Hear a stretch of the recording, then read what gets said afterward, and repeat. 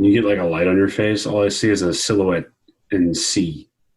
Yeah, WCW. Why do you need to see my face? This is weird. I need to look at something. Or just turn me around to the boys. Can you do that? Yeah, like... Put me on the TV.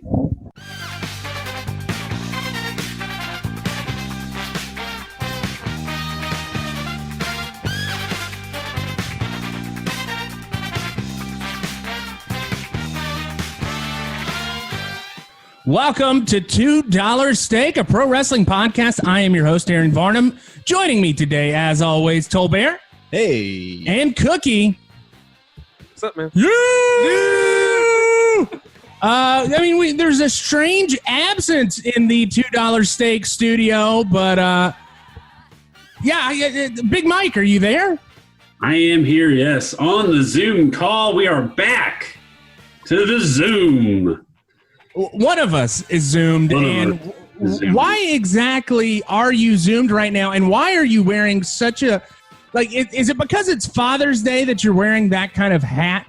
So I'm back on Zoom because I am a person under investigation for coronavirus. All right. Meaning, I came into contact with a person who later then tested positive for coronavirus, so... To try to be safe, I have secluded myself from my friend group, and I'm just sitting here at home on the Zoom. I took my test today, though, boys, so we'll get the results. Was it just a Q-tip up the nose hole? Yeah, so my employer, being that it is a work incident, since I came into contact with this person at work, they don't like the statistics on the fast readout tests. Apparently there's a lot of false either positives or negatives. They're still gaining data as it comes, so they want the long test, the one that takes a little bit longer. But the nice thing about that is it's just a more aggressive nasal swab versus what they consider a nasopharyngeal swab. So I got the short stick. It did still make me tear up a little bit, but thank God I didn't get the nasopharyngeal swab, because that one's the one that's like 4 inches and goes deep into your sinuses. That's the one where those carny guys that nail nails into their nose. That's the God that they take. I have had that before, but it was at a ENT and I got the numbing solution, and it feels really weird even when it's numb. So I can't imagine what it feels like when it's not numb. So wait, how long do you... Are you getting a call from your dad? You put him on the phone. Put Cookie Senior on the phone. Hey, Dad, what's up? What's up, bro? How you doing? All right, how you doing, boy? I'm good. Hey, guess where I'm at right now? Probably somewhere partying. No. Yeah, I mean, kind of, but not really. I'm actually at the podcast right now. Oh, are you? Okay. I'm in the middle. Right. You're actually being recorded right now. Oh, okay. Yeah. Hey, if you got one of those sayings, go ahead and throw it out there right now. Throw it out there? Throw it out there. Oh, man. I can't think of anything right off the top, man. You caught me off guard on that one. Oh, man. That's all right. Just give me 2 next time. All right, never let the left hand know what the right hand doing. All right, hey, that's a good one. That's a good one. I like that one. Hey, I'll give. Right, go ahead. Get me back. I will. Happy Father's Day. I'll give you a call back in a little bit. All right, thanks, buddy. All right. Bye. So this has turned into the dad episode of $2 Steak. The only thing I need to get later on in the show. We're going to have a quick little interview with Tolbert's dad, and he's going to tell us about a story of him growing up watching professional wrestling. Now that we've had at least 2 dads on the show, we need Big Ed to send us a wrestling story, and then Howard Varnum needs to send us a wrestling story. There it is. I think that, and then Travis, if Travis has any, we're going to get all the dads in our lives ready for this. Yes. So what, Mike, back to the coronavirus, how do you feel? Like, have you felt symptomatic at all? No, I'm what they consider asymptomatic, so I have not had any symptoms because, it was a work incident. I'm having to do all this other bullshit paperwork, and I am taking my temperature twice a day and also filling out forms whether I have fever and cough and difficulty breathing, general malaise, all this sort of fun stuff. It's just really weird and surreal a little bit because particularly as we've talked, like I can go to work. I have to wear a mask, but we're already wearing masks. And I mean, the likelihood of my exposure rate is just really small because we were following protocols. It's just weird, man. It's just. I mean, and you have a general malaise about you anyway, and it's that or sheer anger. So it's really just Mike goes with the flow, or Mike's pissed off at the world. There's really no. It's a light switch. It's less of a dimmer, way more of a light switch. So it's just generally, it's odd. I can tell you that. I don't really know how else to explain it. I was pissed off when I heard about it. Well, I would be too. We were kind of pissed off because we were recording the podcast and we're like, well, we're going to have to go back to the Zoom. But you know what? I think this is a good test drive for when Cookie starts to do his stuff. Cookie, have you started packing up anything? I have not, actually. I have not started packing just yet. I got 2 weeks. I spent yesterday enjoying the beach. Okay. On shrooms. On shrooms. I was tripping balls yesterday. Jesus Christ! On Carolina Beach, man. So I'm going out with a bang. Was it during the day? It was at 5:00 in the evening. Well, Yeah. Speaking of fathers on this show, who's your daddy? Oh, God. Party Damn. people! Damn it! Holy shit! What's going on? Hey, Zane Dawson. Yeah, Zane Diggity and the motherfucking place to biggity. Aaron Varnum. Aaron Varnum, I am so sick and tired of you. Okay. First Why? of all, this is the damn last time you're gonna lock me out of your house. Okay. I heard last week. Now, the door's locked. They won't get in. Fuck you, Aaron. Okay. You can't. Let's get something very clear. I told you before I got hacker friends. So I heard you were going to fucking do the Zoom shit, and I hacked in the damn feed. What's up, Aaron? Can't get rid of me now. Hey, Zane. How are you doing, man. bud? I'm good, dude. How are you? Cook. What's up, What's man? up, man? Fucking How shit, you dude. feeling? Chilling, man. Fucking. He was just telling us a really interesting story about what he did yesterday. Uh-oh. What'd you do? I did shrooms on Carolina Beach. Oh, shit. Why? Why'd you pick the worst beach in the world to go do that at? I can only imagine what you went through. The people thought I was the worst thing on Carolina Beach. That's normal. They're like these AIW bookers there. They try to twist the heat on you. They try to twist the heat on you, saying, "Oh, you guys are asking for booking." I get it. I understand. Carolina Beach. AIW is Carolina Beach. Zane, how did you take the news that Cookie's moving? Cookie, first of all, I was damn disappointed. Okay, because now I gotta fucking who am I gonna take up for? I guess I could still take up for you, but you're gonna be gone, man. What the hell? I'm gonna be back. I'll be back. I'm not gone forever. That's what they all say, man. That's what they all. Charlie Dreamer said that too. We'll be back. Now, motherfucker's been living in Texas and got 5 kids. Come on. Lord. I hope shit. That's not my life. Yep. Cookie moves to Charlotte and pops out twins tomorrow. Don't put that evil on me.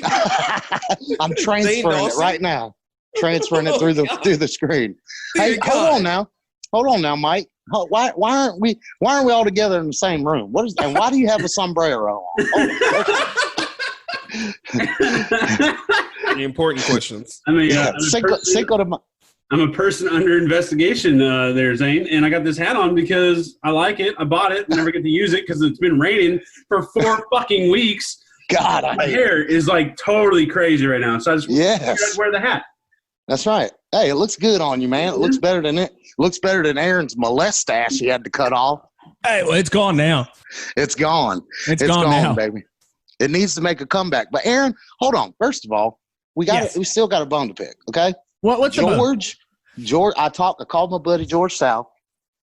Okay, and he says, and this is from George South's mouth. Okay, I don't like speaking for people, but verbatim, George said, Aaron, if you don't fucking get that match to us, that he's coming to damn Wilmington and he's gonna work you for 30 minutes and shoot clothes on you the whole time. Zane, something tells me that that did not come out verbatim from George South's mouth. Listen, I'm just a messenger. Don't try to, you know what I'm saying? I just repeat what I hear. You know what I'm saying? I've never in my life. George is not a cusser. Brother, I got some WrestleCade stories that I can clue you on. With him and Dr. Tom Pritchard, that would change that tone real quick. All right. Well, look, you kids have fun, Cookie. Damn it. When's your last day? July 6th. July 6th. Is that a Monday, Cookie? That is a Monday. All right. Damn it. So you're going to be able to record on July 5th. I will be here on July 5th. All right. Just making sure. Pardon me. Damn it. Let me tell you something, Aaron. If you try to keep me out from fucking Cookie's last day, I'm fucking break some shit. Just don't break my my neon light or my cat. Okay. The feral cat. Please don't break that.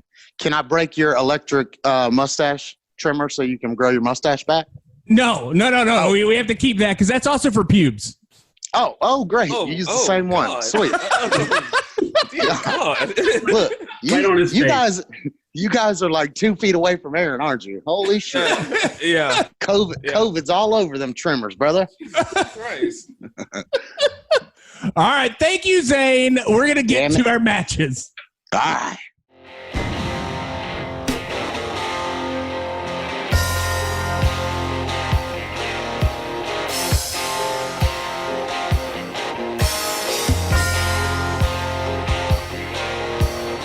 All right. For getting heat with Big Mike. Are you going to correct me? Is that actually what we want to call it now? That's a shitty name, man. We got to come up with something better. We need a better gimmick. In the heat of the night with Big Mike. God damn. Cookie, your joke didn't get over the first time you made that joke. Well, damn it, I'm going to try again. Nobody watches that show anymore. Fine. How about Harlem Heat with Big Mike? No. Oh, all right. No. Demographically, Cookie, demographically, that's not going to work. It's times are changing, Cookie. Cookie, I've never stepped foot in Harlem.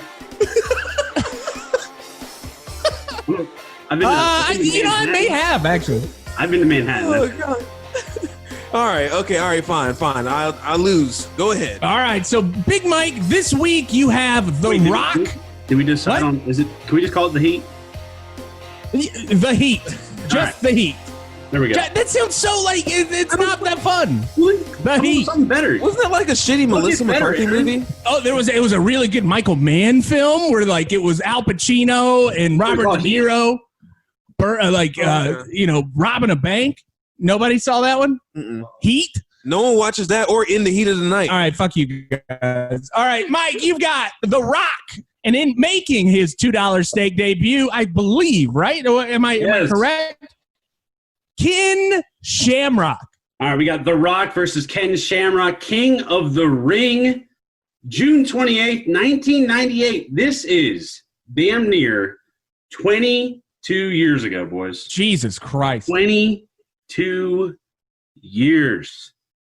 Cookie was just like a little wee chubby cookie, right? Yeah. I was only like 5. I was husky at the time. I shopped in the husky section. I still do. There was a point in time last month when I didn't shop in the husky section. Now I'm wearing back to extra larges. Aaron, are you back up to your pre-corona weight? No. I'm still about 5 pounds off, I think. Okay. Well, anyway, so this match, it is Ken Shamrock's debut, and I'll just preface this and say that probably not the best Ken Shamrock debut because this was overshadowed, much like everything from 1990, actually probably like early 2000s on, it was overshadowed by Triple H, and we'll get to that and why. But DX music hits, the beginning of this video, DX music hits, I go, did Aaron send me the wrong link? I thought that too. Apparently, Triple H, accompanied by China, will be on commentary. I will say, So Triple H and China come out, and their music plays. He goes into the ring. For some reason, he's going to be on commentary, but he goes in the ring. But the timing of the pyro and the crotch chops, I don't know how they did it, but it is exact. Like boom, boom, boom, shooting fireworks. It's perfect. Do you think they practiced that? I mean, they definitely practiced that. Like, what's the timing on the pyro guy, like, hitting the button? Like, is he anticipating Triple H's, like, crotch chop? How's that work? I would think that it was that, but they do run-throughs before each big event. So before the King of the Ring, they probably did a run-through of the entrances, and they're like, all right, let's time it out where we've got these crotch chops, and the guy's practicing with Triple H. Triple H is kind of doing his thing, and the guy's getting a tempo about it. Yeah. Also, the guy's a professional. I was going to say, so I've worked with some professional lighting guys, and they're amazing at what they do. So I can imagine the pyro guy is probably also pretty amazing. So just chef's kiss to that, because that led into what this match was going to be about. It's not about The Rock and Ken Shamrock. It is about Triple H. Much like the early 2000s. Yeah, but this is like 1998. Right. Very anticlimactic entrance for The Rock. I'm used to the, do you smell what The Rock is cooking? And we got really just kind of a, do you smell what The Rock is cooking kind of thing? What was the deal with that? Hey, bud, what's that smell? It's The Rock. I don't know, man. Like, I think this was almost right at the cusp of his meteoric ride. Yeah, I did that wrong. It's, do you smell what The Rock is cooking? That's what I was waiting for. And it was just kind of blasé. Rock comes out. He's the current Intercontinental Champion. Shout out. I'm going to call this guy Keith. Shout out to Keith. He had a Not My Champ sign. Yeah. I felt that was a topical subject. Yeah. I'm torn. I wonder what Keith is doing these days. Is he a not my president kind of guy? Oh, no. He's the exact opposite. Or was he a not my president when Obama was the president? Because I'm kind of it was Obama, and he doesn't believe COVID is real. Anyway, shout out to Keith. That sign made me laugh. Ken Shamrock yacked. Like, I knew of Ken Shamrock when I was a kid. Like, I mean, in grade school, you hear about these guys, and so I kind of knew of him and knew his kind of deal. I didn't realize he was as big, or I didn't realize he was as early in the WWF as he was. I dig his retro rock entrance. It's like, I don't know how to describe it, but I was kind of into it. So Ken Shamrock, when I was little, man, like, my brother worked at a video store, and my first introduction to Ken Shamrock before he came out on Raw and all these pay-per-views, my first introduction was my brother was like, hey, have you ever heard of this thing? It's brand new. We got it at the video store. It's called UFC. And it was like UFC 1. He has it on videotape, and he shows it to me, and it blows my mind. Like, I'm like, these guys have no rules. They're killing each other. Exactly. And I just remember Ken Shamrock was a badass in so Ken Shamrock is like a true shoot fighter, and he's a shoot fighter from back when UFC was like no weight classes, none of that. It's like one man, like, you have to fight your way to the championship bout and then fight. And he was a UFC champion, wasn't he? Yes. Yeah. So he had like classic matches with Hoist Gracie that would go, like, it was an hour-long match, and it's just them beating the shit out of each other, man. So when he comes out, I kind of just like did a little shoot booking in my head. It's like, can you imagine prime Ken Shamrock versus prime Kurt Angle? Like, in a shoot fight. Phenomenal. Not a wrestling match. Like, I want to see them fight. And I feel like, knowing nothing about any of this sort of stuff, I feel like Kurt probably could get Ken to the ground, but I don't think he could finish Ken off. You know what I mean? Like, right. Wrestlers are great at, like, taking you down and getting you to the ground, but they don't really know what to do when they get there. Like, you know what I mean? Anyway, that was just kind of a one-off. I was kind of really thinking about that. All right, so back to the Triple H thing. So Triple H is on commentary, and I had a good chuckle, boys. So Triple H, quote unquote, says, to be clear, when talking about The Rock and Ken Shamrock, he says, to be clear, this is the WWF. These are athletes. These are not old men stumbling around the ring. Anybody watch that Triple H match in Saudi Arabia? Yes. Yes. Anybody watch that Undertaker Goldberg match? Yes. Yes. What did those consist of, boys? Old men stumbling about the ring. Yeah. It was pretty fucking bad. So, like The irony. what happened? Triple H is a hypocrite. Yeah, well, yeah. I mean, in 2020, I think Triple H is a hypocrite in many ways, and we'll get to that. Anyway, let's get to the. Hey guys, apparently Ken Shamrock has a bad ankle. I say that because they tell it on commentary, but they don't really actually play into it in the match, but once. Right. At one point, back to commentary, China is actually speaking Spanish with the Spanish commentary. I thought that was really great. I didn't know that either. Was it a work? Did she actually know how to speak Spanish? Because she was speaking. I don't know. We'll say that she did. From a non-Spanish speaker. She spoke pretty good Spanish, I want to say. Right. Thanks, Joni. But JR at one point says to Triple H, because Triple H is saying some like really now racist and insensitive comments about the Spanish guys talking about Taco Bell. And JR asks Triple H, "Are you bilingual?" And Hunter says, "There's a lot of bi things I am, and lingual isn't one of them." Whoa. Long pause. Like, those guys have no idea what just happened. And Hunter goes, "Hey, wait a minute. Did I mean to say that?" Best part. I literally laughed out loud. Ross says, "I don't think you did, but that as it may, we're live." We're live, pal. We're live, pal. We're live, pal. Again, these guys, Shamrock and Rock, are wrestling. Rock goes after Triple H, who sprays water into his face. And given the situation we're in currently, I kind of cringed because, those are droplets. And that's how coronavirus spreads, boys, is droplets into the eyes, the nasal cavity, and the mouth. So wash your hands and don't blow water into an opponent's face. So are you telling us, did you just break kayfabe and also the in HIPAA laws?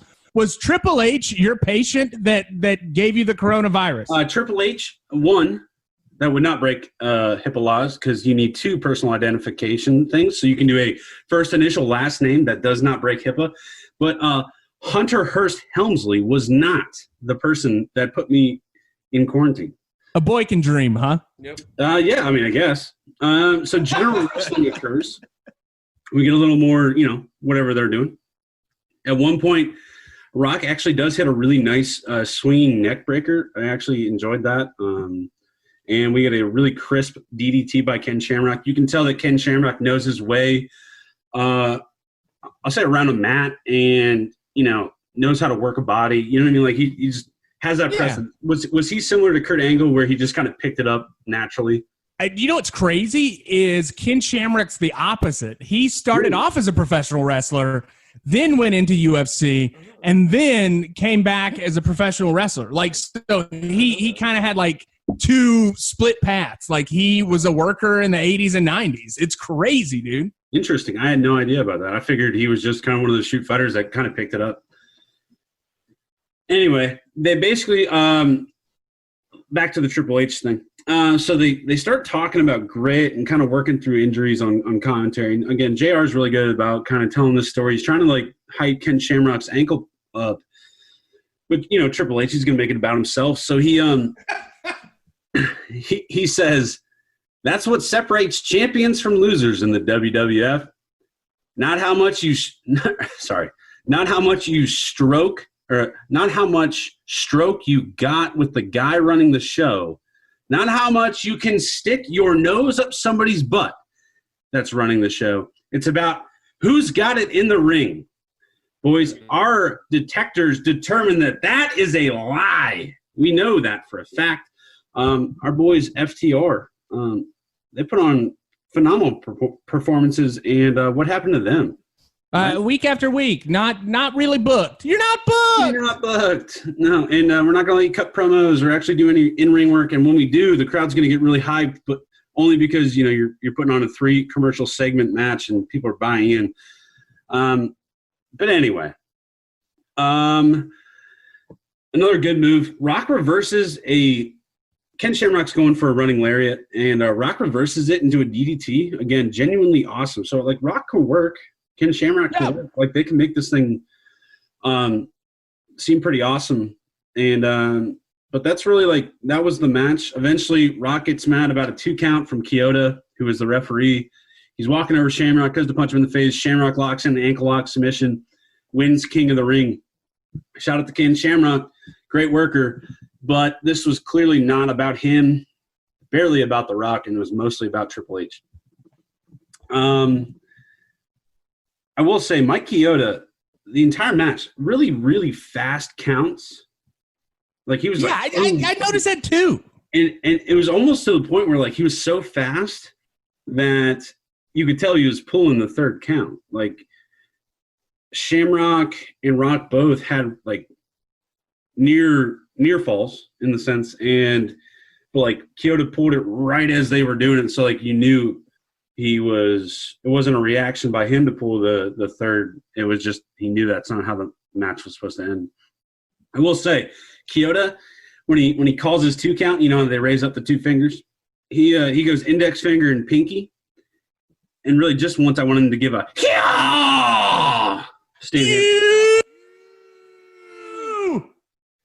but he didn't. I just wanted him to. And that's my match, boys.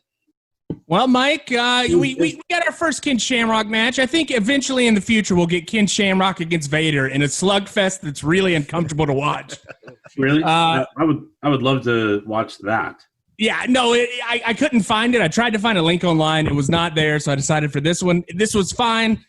Mike, tell us about social media. Social media. We're going to start with Twitter this week, guys. We're down to 296 followers. What the fuck? How did we lose 3? I mean, part of it was I just didn't give a shit this week. I don't think I posted anything. We're so slammed. I also, found out about this whole coronavirus thing. So I kind of just put me in the dumps a little bit. Aaron had a great Suzuki birthday post. I thought that was pretty funny. But happy birthday to Minoru Suzuki. Yeah, and I had a Father's Day post today that I thought was hilarious and didn't get any traction about Elliot laying Legos as a booby trap, and I put an evil laughing Lego man, and nobody really cared. I really enjoyed it though. I got a chuckle when I posted it. You know what, man? It's all for your entertainment, nobody else's. You know what? That's what Twitter and social media is about. It's just about me entertaining me, whether that's trolling wrestlers or posting shit out into the universe that only I care about. Instagram, Tolbert, down to 132. Oh, we got unfollowed? I didn't even notice. We lost one, Tolbert. Oh, man. You got to pay your sex bot dues. Tolbert, your Father's Day post, chef's kiss. Tolbert gave a shout out to the $2 steak dads, me and Travis, or Travis and I. Travis and me. That's how it says. If anybody's curious, please follow us at $2 steak _ on Instagram or Twitter. But this Father's Day post, if anybody's wondering the face I give Aaron whenever I'm fed up with his bullshit, it's the post. Which is never. It's the post that it's the picture that Tolbert posted. It was carefully selected, trust me. It's just me giving Aaron the what the fuck are you talking about and doing? He had spent, I'll give you some context to this picture. He had spent about 35 minutes discussing and explaining this stupid lens on a fucking camera. It's an amazing lens. It was, you know what? It ended up taking a phenomenal picture of me. But that was the face I gave him. I was like, dude, I don't care. I don't care. Can I say you skipped over my favorite post of the week? Well, I'm not done yet. Thinking of right now. Not Instagram, Jeff Jarrett. I'm sorry. Yet. Jesus, I'm not done with my segment, Aaron. Oh, my bad. We had a shout out to the hot dog guy. Wonder how he's doing. Yeah, rest in peace, hot dog guy. And He's Tolbert, probably not dead. Tolbert, one of my favorite also posts that you had. Actually, these are the 3 posts you had this week. The Sting disappointment. What Which is Jeff Jarrett. That's how I felt all week looking at wrestling news. So if anybody's not aware, we'll lead into the hits and the shits this week. Our hits this week is the hashtag speaking out. So this week, a lot of powerful posts came out this week, mostly referencing a lot of the British wrestling guys who basically, sexually assaulted a bunch of women. So a bunch of women felt empowered this week to tell their stories and share their experiences. And, props to them. I mean, it was really, I want to say it came as a shock in terms of the volume. And for me personally, having kind of just gotten into wrestling, I was shocked, but also not shocked by all of it. Yeah. Does that make sense? No, it totally makes sense.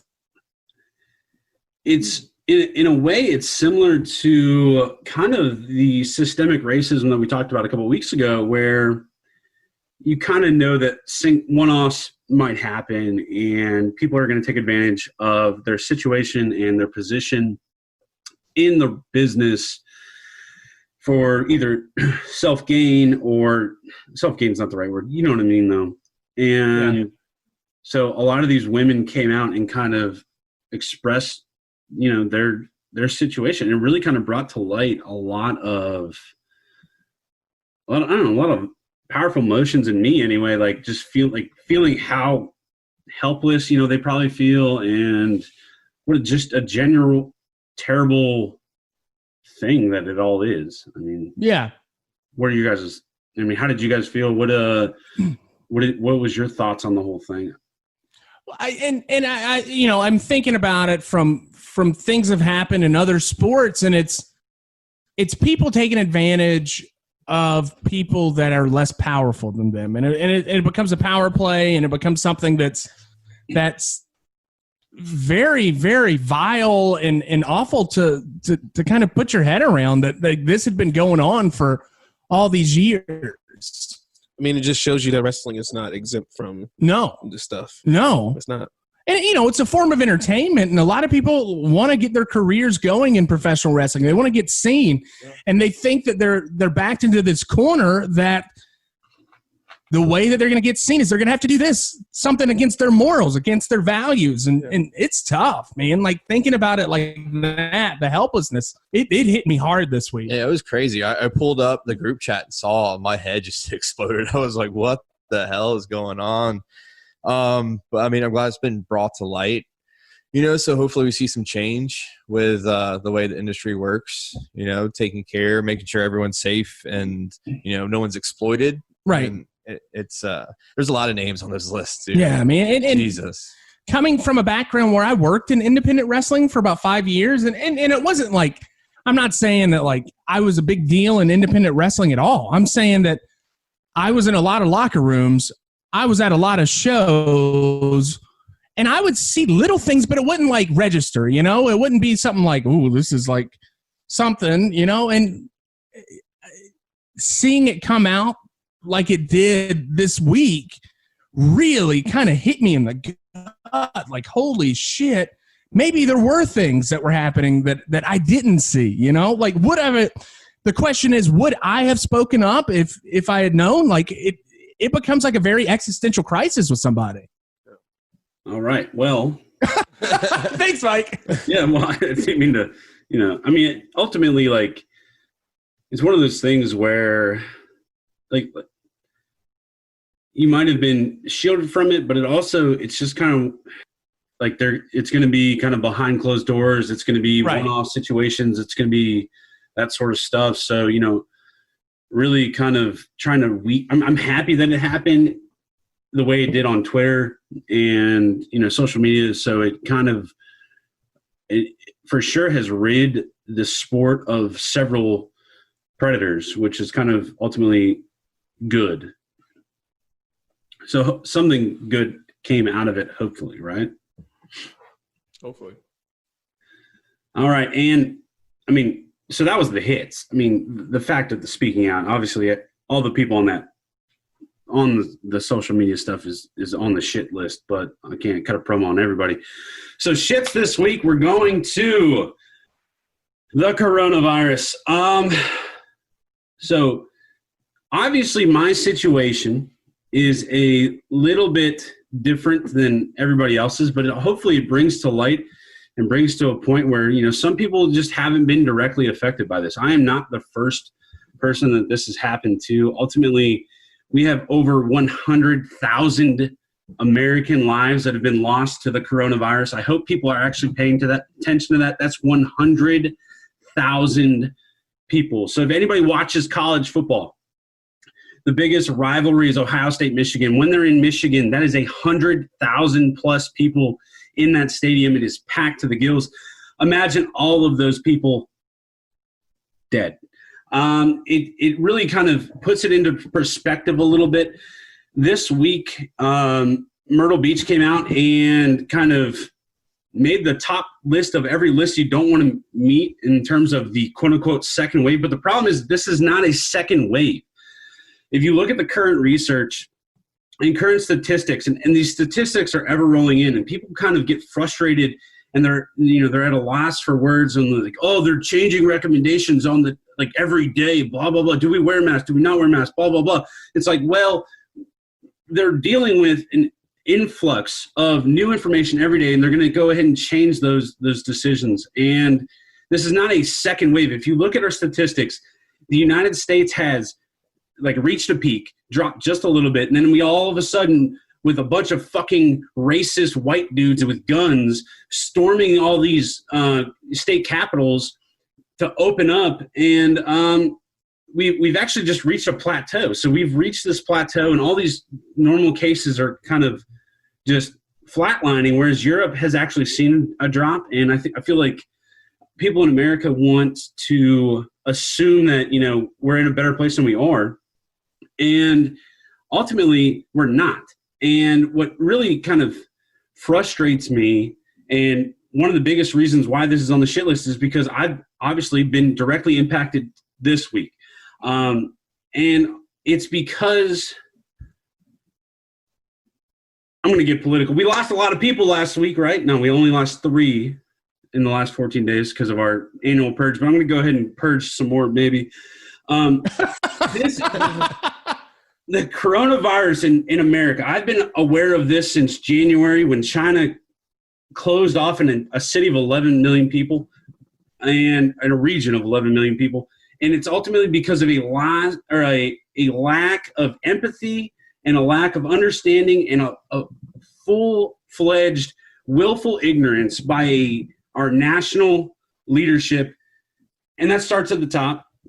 And because of this failing level, we have somehow managed to economically and socially impact the country in a negative way, while other people, and mainly rich motherfuckers, have somehow managed to steal $500 billion from our national, I don't know, bank, whatever the fuck it is. What would you call that, Aaron? Do you know? No, you're cutting the promo. I'm just sitting back and listening. Should I get real angry and start really cutting the promo? Yes. Insensitive. All right. So we've somehow given away $500 billion fucking dollars with no strings attached to all these corporations, because we want to prioritize the economy versus the simple man and the simple person. We don't care about 100,000 people. We care about the books and the revenue of all these giant corporations, where if we would have fucking done the right things early on and actually cared about shit from January and February, instead of just tweeting out and being completely ignorant and like willfully just, I'm getting so fucking angry. They don't give a shit. And because our leadership, and when I'm saying leadership, I'm talking about a fucking Donald Trump, the fucking Cheeto in chief, the guy who knows nothing and can't speak or say a fucking thing that is coherent. We have lost 100,000 lives. And that motherfucker owes me 3 nights sleeping next to my wife, countless kisses, and hugs to my fucking children because we didn't do shit the right way. We didn't do anything for 2 fucking months when we knew we could have. And so he owes me lost time and lost experiences with my fucking children. Okay? On Father's Day. Earmarked billions of dollars to find a vaccine where we have $200 million earmarked for treatment. These people are dying and suffocating on ventilators in ICUs across this country, but we're prioritizing a fucking vaccine that we know won't be available for 18 months. While our countrymen and while people we love and care about are fucking dying in front of us. Okay, so my situation is minuscule compared to the people that will never get to say goodbye, never get to say I love you in person, to the people that are, to their loved ones that are dying in ICUs. Somehow we have created in this country and politicized wearing masks in public. Okay, I'm not saying you need to wear a mask every fucking minute of the day because I've worn one in my own fucking household for the last 4 fucking days. Okay, I'm not saying you have to wear a mask everywhere, but to politicize this and make it a Republican or a Democrat, if you're wearing a mask, somehow you don't like the president. The president came out this week and said that people who are wearing masks are just doing it as a sign of protest. Fuck you. You don't know shit. This guy is just completely ignorant, and he's a narcissist, and he only cares about his own polling numbers. If you look at the speech he gave yesterday in Tulsa, Oklahoma, he cares about optics.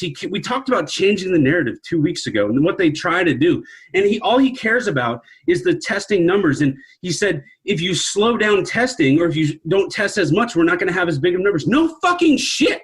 But the only way that we're going to actually combat this, the only way we're actually going to be able to improve the economy and reopen at a safe level is if we actually test people. And if people like me who have been exposed and haven't received their test results sit here on a fucking Zoom call for their fucking shitty podcast. We're not shitty. All right? All I'm saying is we have somehow created this war on intelligence and science in favor of opinion. Your opinion, yes, in America you have the freedom of speech, you have the freedom to express yourself, but just because you have the freedom to express yourself and say whatever you want doesn't mean you're fucking right, okay? We have science and we have statistics and we have clinical research. We have smart people trying to make smart decisions in this country, and I cannot believe that we have subjected ourselves to a level of incompetence and willful ignorance and apathy, okay? So in America, we are dealing with apathy versus empathy. And you could talk about coronavirus, you could talk about systemic racism, it doesn't matter. A lot of these people want to get back to the way it was or make America great again, you would say, right? The problem is, again, it's apathy versus sympathy. People don't understand or they don't care. All right. What happened to empathy in America? What happened to emotional intelligence and understanding how your thoughts and opinions and actions impact other people? I watched a damn near 80-year-old man with a cane and who was shuffling and walking tell a man holding the door for him to get back 6 feet because that man holding the door didn't have a mask on. Okay. And that's what I'm saying is, we need to stop living the past. Stop trying to get back to the way it was. Until this country decides to actually be proactive, and until this country decides to do the things it needs to do. I mean, all the last 3 months are going to be for nothing. Okay? And so stop trying to live in the past. Stop trying to get back to where it was and think about the future. Think about the people, again, who are suffocating and drowning in ICU beds, and people who can't hug their loved ones when they're dying, people like me who can't hug and kiss their children in their own home, who are wearing masks in their own home to try to protect themselves. And let's get back to empathy. Let's care about people, okay? Let's have compassion and look out for one another. And that Aaron, is my promo. Thank you, Don Morocco here. That was an amazing promo. We were very, it was good. Hey, Mike. I Real wasn't quick. Don Morocco level. Hey, Mike. Yeah. Just for a metaphorical cherry on top of your promo, Yeah. I have a nice beer here that I'm drinking. It's called a Dragon's Milk. It's 11%, and it's brewed in Holland, Michigan. You have anything to say about Michigan? Fuck Michigan.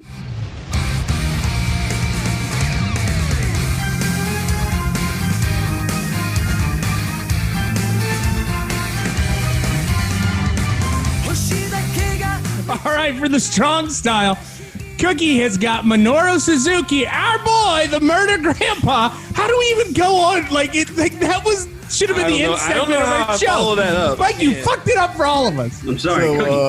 Yeah, guys. So wrestling. Minoru Suzuki, totally fucking chopped a cake for his birthday. And wait a minute. But before we get into Cookie's segment, you called us a shitty podcast. You called us a fucking shitty podcast. You're a part of this podcast. That was my passion speaking. It was really supposed to be subpar, but my brain said shitty. So I apologize. Oh, well, fuck you, Mike. Fuck you. All right, Cookie, Minoru Suzuki, another guy who has had history with Ken Shamrock. They had fights. Suzuki won. Yes. Because Suzuki's a badass. Yes. Tell me about your matchup. Minoru Suzuki is fighting someone named Tim Thatcher. That's right. Who's in NXT right now. I looked him up. He had a really good match recently. I can't remember who he was fighting. Do you remember who it was? Bro. Yeah, Matt Riddle. Oh, Matt Riddle.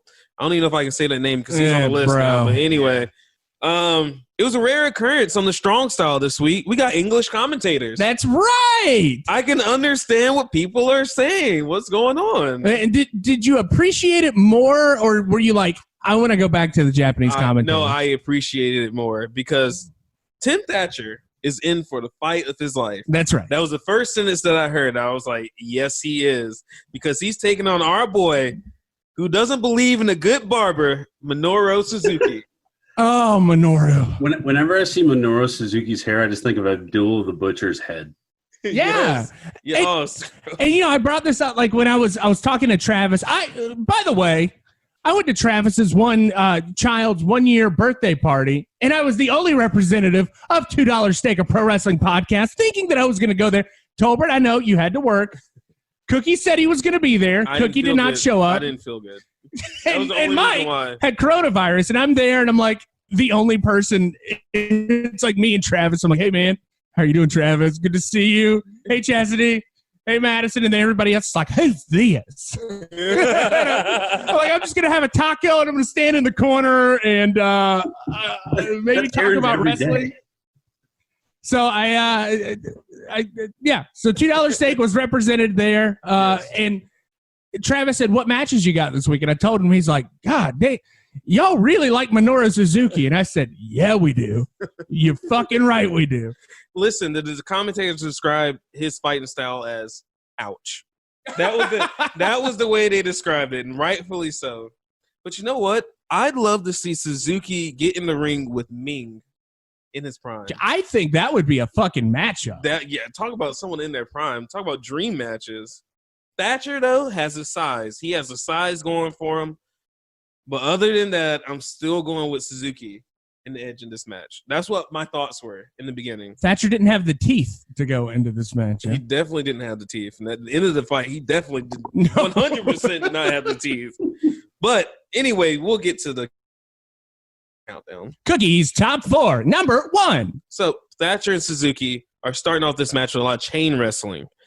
Just to get a feel for each other. And Suzuki's so quick, he slaps on a triangle choke over the top rope, full extension, I'm talking about. His head is touching the apron. Anyway, I love Suzuki because after he breaks the hold, he lands on his feet and takes the break. And you know what he does? He pops a squat in the front row and just crosses his legs. That's right. Yeah, just having a seat with the audience members. That's awesome. Are you going to tell him he can't do that? No. Hell no. I'm not going to tell him he's going to do that. I don't think Mike, as big as he is, would tell Minoru Suzuki no. I wouldn't tell him anything. Exactly. See? Would you say, yes, sir? Yeah, yes. Hi. Yes. Hi. Number 2. Are you okay? I got the coronavirus. Suzuki is a scary man. God. Period. Cookie, how do you know this, right? You haven't gotten in the ring with Suzuki. I assume that's what our smarks would say if they listen to our podcast. They don't. They don't. Anyway. Nobody does because it's a shitty podcast. Apparently it's a fucking shitty podcast, Mike. Anyway, I assume there was a I'm sorry, I don't assume, but there was a young lady sitting in the front row, and not only did she move when Suzuki asked to kindly take her chair, but the second and the third row of people moved. They got out of the way, they dodged that fucking bullet because they knew Minoru Suzuki means business and he's gonna fuck some shit up. But what got me is that he stomped all over that person's hoodie that was sitting in the chair. He didn't just take the chair and just fold it up. He took the chair and just stomped all over the person's shit and then folded the chair. And then on top of that, to distract the ref, because this is not a no DQ match, to distract the ref, he hit the referee with one of those look over there moves. Right. But he doesn't know enough English, so he's just saying, hey, and pointing in the opposite direction. Number testing the will of Thatcher. That's all I got to say. Dear God, I pray for Thatcher's chest because Minoru Suzuki was lighting him up. It was Thatcher's European uppercut versus Minoru Suzuki's just straight right to the chest. And they were not pulling punches. Dude, every time he hit Thatcher, it sounded like a rifle cracking off. Yes. That wasn't even the best part. Suzuki hits those uppercuts. I'm sorry. Suzuki ate those uppercuts. And just when you think Thatcher got the best of him, Suzuki delivers 3 of the most solid elbows that I have ever seen in my life. Straight to his jaw. And if he actually got knocked out, I would not be surprised. Because he went full fetal position in the middle of the ring. I was aghast when I saw that. Look, he crumbled, and I don't know what I would do in that position. Do you think those are real, Aaron? We're going to say that they're worked a little bit, but I certainly would not like to test out that theory. If Joe Rogan was on Fear Factor and he was if Joe Rogan came up to you and said, take 3 of Minoru Suzuki's elbows, would you do it? I'd tap out right there. Somebody else take that money. Exactly. I'm not taking that bump by no means. Number 4. Now, I usually save the 4th spot for the finisher of the match, but not this time. No, he's changing it up. I'm changing it up for once. For those wondering, Suzuki gets the upper hand on Thatcher. He catches him with a chokehold, and then he hits him with his gotch pile driver. Drops Thatcher directly on his head. I like that pile driver, by the way. It was a good pile driver. It's like if Cesaro did whatever his move is and then changed it into a pile driver. But anyway, the part that made me LOL was when the ref tried to raise Suzuki's hand at the very end, and Suzuki grabs him and sets him up for the gotch pile driver and pretends like he's about to drop him on his head, and he just pushes him off and just starts smiling at him. Suzuki can do it all. That's what I mean by that. Suzuki can do it all. He's an entertainer. He's a scary man. I want no part of him. Mike wants no part of him. This man is a legend through and through. Hey, do you remember that time that we were supposed to see Orange Cassidy against Minoru Suzuki? Oh, yeah. That's a sour spot, man. God, that is such a sour spot. That would have been such a good match, too. Oh, it makes me sad every time I think about it. Yes, Honorable mentions. Honorable mentions. Suzuki fucking terrorizes this ref. Not once, but twice. At one point, we're like 10 minutes into the match, and he's staring the referee down. And then he just wipes his fucking sweaty head and paintbrushes the ref. just a savage motherfucker. Big brother mush right there. Yeah, he is. And with the haircut like that, no one's going to tell him no.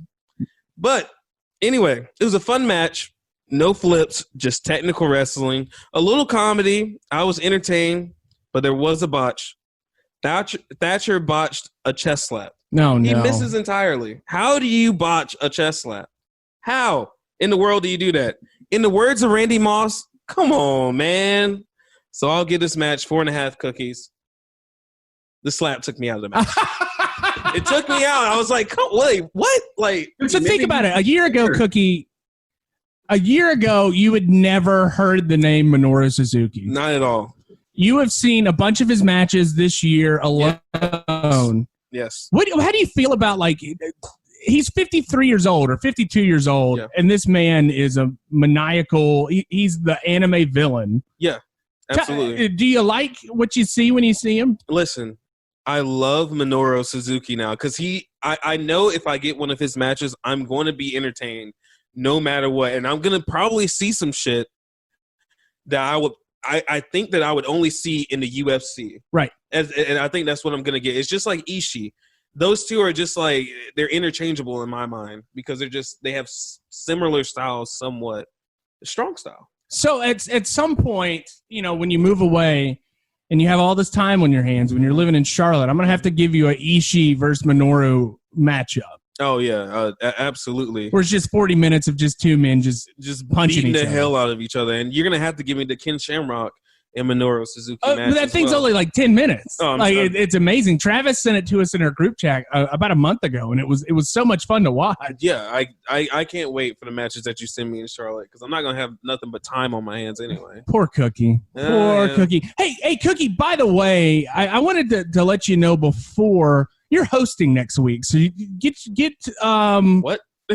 Get your shit together, and you're hosting next week. Are you not going to be here? No. I'm going to be here, but you're hosting next week because it's going to be a cookie appreciation thing. Oh, God. Okay. Oh, hell yeah. That's what I'm talking about. Your boy Cookie is about to be on next week. Get ready for it. So, Cookie, I would like to have 3 matches by at least Tuesday. Will I be taking strong style, or you going to mix it up? You can kind of. It's Cookie's rules next week. What we're going to do, we're going to wait until after Tolbert does his segment, and I'll give you what the match setup is going to look like next week. Okay. All right.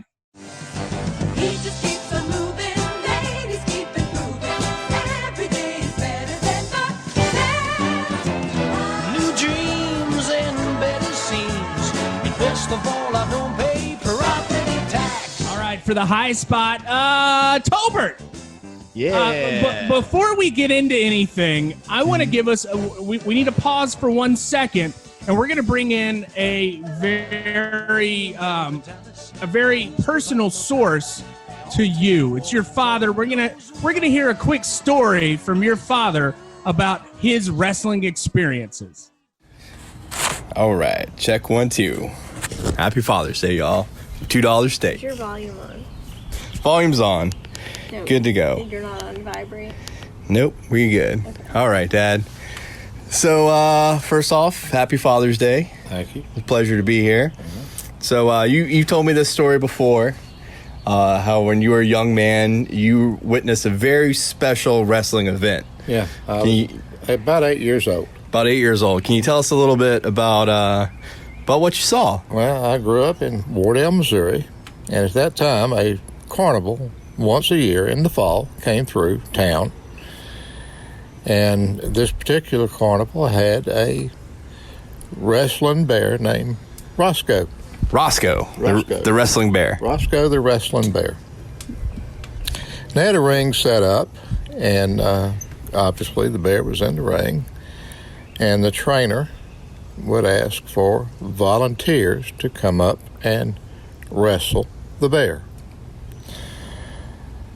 Well, I was standing right at the edge of the ring. In fact, I had my elbows on the ring, and heard the trainer tell this young, strong, stupid, drunk volunteer, "Look, just go up and dance with the bear." So this guy was just an ordinary Joe. He wasn't an ordinary Joe, ordinary farm boy. He had a little bit too much to drink. He was a big, strong boy, and but the bear was about 400 pounds. This dude was probably 160, but he was pretty solid. Well, like I said, the trainer told him, "Look, just go up and dance with the bear. Don't try to push the bear around. Don't just dance with the bear. You pretty much said, hey, just put on a show for the folks. Just put on a show and everything will be okay. Well, farm boy decides the first thing he could do is pop the bear in the nose. And the bear didn't like that. So the bear popped the farm boy upside the head. Oh, sent him about 10 feet into the ropes. And then the bear decided that he was not done.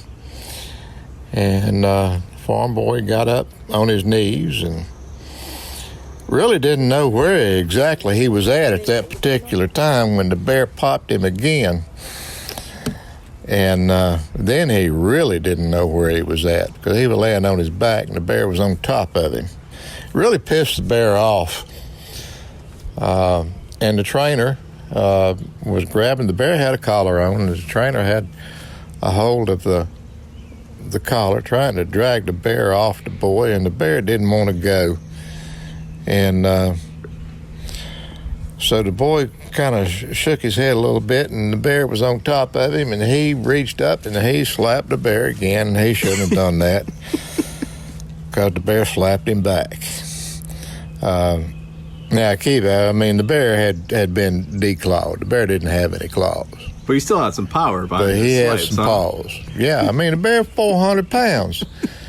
And he was a 400-pound pissed off bear. And the person that pissed him off was right there in front of him.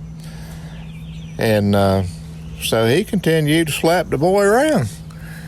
And finally, the trainer managed to get the bear off the boy, and a couple people got up in the ring, dragged the boy out, and the trainer asked for more volunteers, but nobody else volunteered. Yeah, I don't think they would after that. The bear was kind of pissed off at that point, and didn't even want to dance. So that was Roscoe the Wrestling Bear. So quite the experience for you as a young kid. I was about 9 years old, and it was really kind of amazing to see that boy leave his feet like he did when that bear hit him the first time. Well, that's quite some story, and well, it's true. It's a fact. It's an absolute fact. I was there. I saw the whole thing. And next time you're invited to get in the ring with a wrestling bear, I'm giving you this piece of advice: just dance with him. Don't pop him on the nose. Don't hit him on the nose. Just dance with him like you're told, and everything will be just fine. So, you got to hear about a man wrestling, wrestling a bear. Now, Tolbert, today for the high spot, you too have a match with a bear.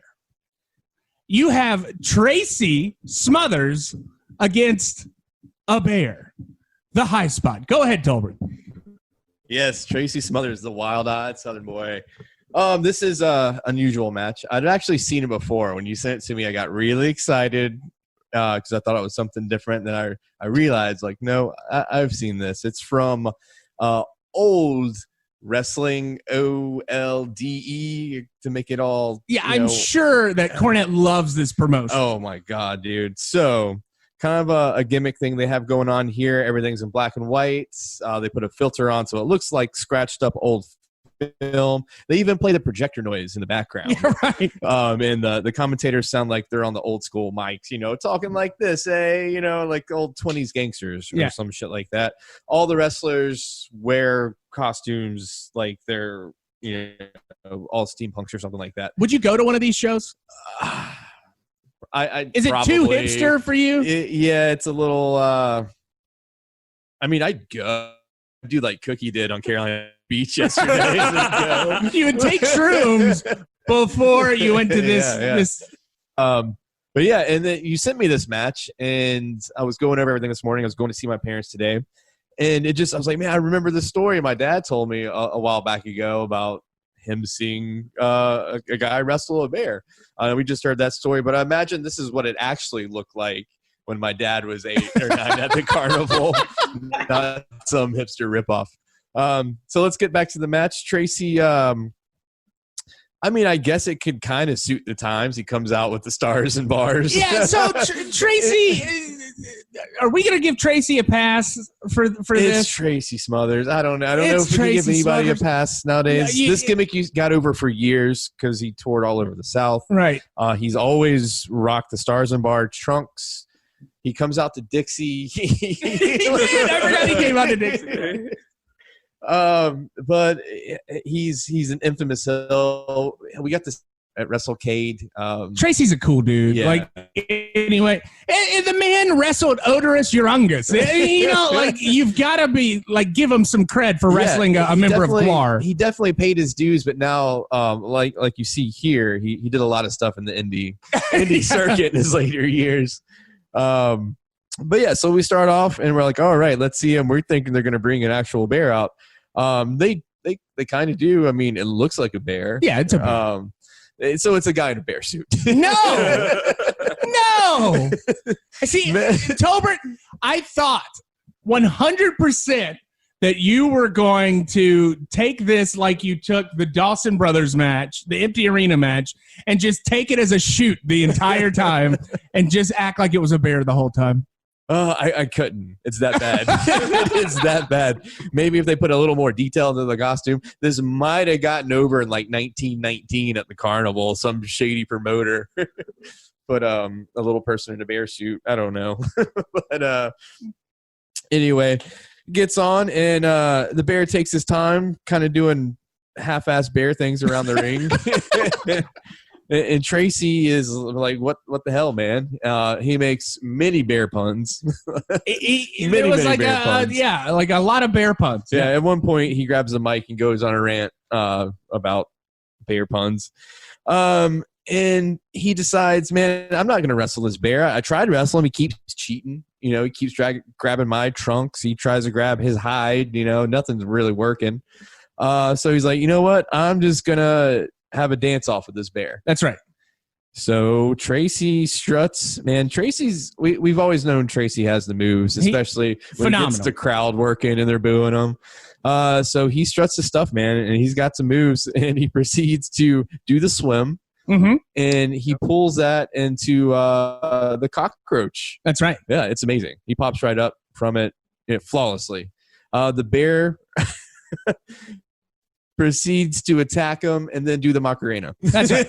That's right. That is a That's very what bears do. Yeah, I think the Macarena actually stands for the bear in Spanish language. And if a bear attacks you, you wait till he engages in the Macarena and then you run. And then you run. Right. Everyone knows that.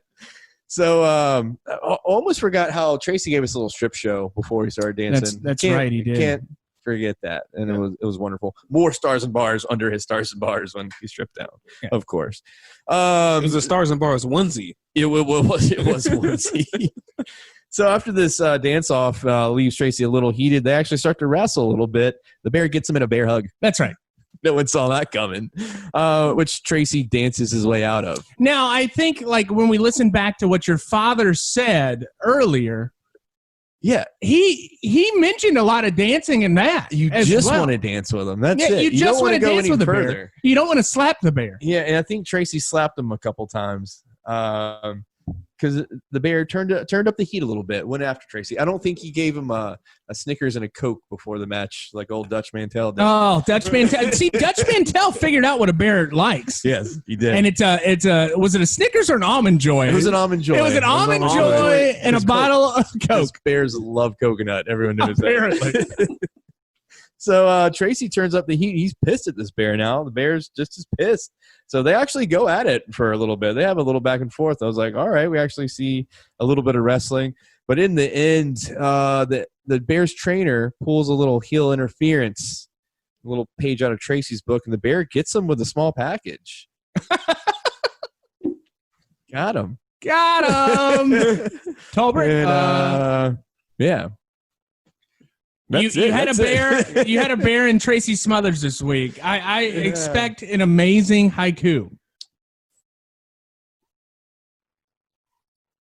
You there? Tracy has the moves. Sorry, let me start over. All right. I wrote my haiku backwards, so I'm reading down. I don't know. You read it. You wrote it backwards. Not backwards. Never mind. All right. Tracy has the moves. He can barely believe it. It was all a ruse. Oh my! Wait, that wasn't a real bear? Yeah, That ain't no bear. Actually, there's one. All right, there is one YouTube comment on this. Ain't no MF bear. Ain't no motherfucking bear. That ain't no motherfucking bear. And that's what I felt like too when I watch it. Now, we can also tweet out a link this week. There is an actual Tracy Smothers against a real bear online, and it's like 2 minutes long, and it's as comfortable as you would think it would be. It's a man wrestling a bear. With a chain collar on. Yeah, I can't believe people did that shit. I remember seeing it on TV when I was a kid, like, you know, with all the stupid shit you would watch. Right. It was a big thing back in the day, I guess. Oh man. Well, that does it for this very interesting episode of $2 Steak, a Pro Wrestling Podcast. Cookie. Next week, I will be on the mic. And Aaron, you will be in the strong style. Okay. Mike will be in the greenhorn spot, and Tolbert will be in his high spot. Okay. So it's going to be the exact same. So that there was literally no thought going into this at all. No. You're going to have very special matches curated by your boy Cookie. You said that last time. Well, they're going to be very special this time. Okay. Very, very, very Extra special. Do we have a theme? Cookie crumbles sprinkled on top. There's no theme that I can think of right now. Because I hope that you will not pick Finn Balor, Bull Nakano, or Darby Allin, because that's your last week here. Those are going to be your matches. No, definitely not. Okay. Definitely not. Right. It's going to be something special for you, Aaron. Okay. Do you have any idea of what you would like? I'll give you the option. This is like the episode of Seinfeld where it's like where Kramer was the movie phone guy, and he's like, "Why don't you just tell me what your movie is?" Give me something good, man. Just give you something good? Yeah, no, we've talked about Stan Hansen a lot recently. We've talked about Terry Funk. We've talked about Minoru. You're going to have to go and get me something a little bit different than those guys next week. Okay. Search the depths of YouTube. Okay. And then, Tolbert, you also, I feel like you get fucking bullied sometimes in terms of your matches. Really? Sometimes. No. Barely. No, barely. Exactly. Barely. Tolbert, I feel that like I throw you a bone every once in a while of a good match, and then I give you five shitty matches in a row that are just really terrible. Five. Is there anything special that you would like, Tolbert? Rob Van Dam and Sabu. No. We've been there. I don't know. I've always wanted to cover a Dudley Boys match. I've never gotten some Dudleys. You got a Dudley Boys match. You had one against Sid Vicious. That's like right. Literally, remember when you didn't watch the match beforehand? Yeah, that did happen. Have we covered the clowns yet? ICP? Oh, no, I thought you were going to say Doink because we haven't done any oddities matches. We've done one kind of oddities match. So I tried to find an oddities match this week. I literally tried to find an oddities match this week. All their matches are 5 minutes or less. Yeah. So maybe we can find, or Cookie can find an ICP match. And we still haven't, I don't think Val Venus has made an appearance yet. Val Venus has not made an appearance. So Mike, give some ideas. Give Cookie an idea of who you want. No, I don't care, man. I'm not picky. You're not picky? I'm not picky, man. Just throw anything at me. We can recall. We should go back to the very first episode. I think you were a little picky, Mike. I didn't like this classic match that everybody's considered. Is that Ric Flair in the cage? I don't like that. I don't like Ric Flair. For Cookie, just pick something that you think I might like. That's all. If I don't, I'll let you know. If I don't like it, I'll let you know. All right. Okay. All right. Fair enough. You better have a shit list, because I'm going to ask if you have a shit list. Multiple times. You got a shit list this week? Just send Mike the video of that from burning the mask. Yeah, so that has been this week's episode of $2 Steak, a Pro Wrestling Podcast. Next week, hosted by Cookie once again, because I'd said multiple times, and I feel that Cookie is like knew that if he moved, I would give him a second chance at the host position. It's all a ruse. He's gone this far. He was working me the whole time. He's Just not wait. actually moving. Just wait till July 13th when I'm still here. You're right. I'm very excited about that. So wait, so are you going to be here July 13th as well? No, I won't. All right. Just making sure. Cookie, next week. Thank you for listening to $2 Steak, a pro wrestling podcast.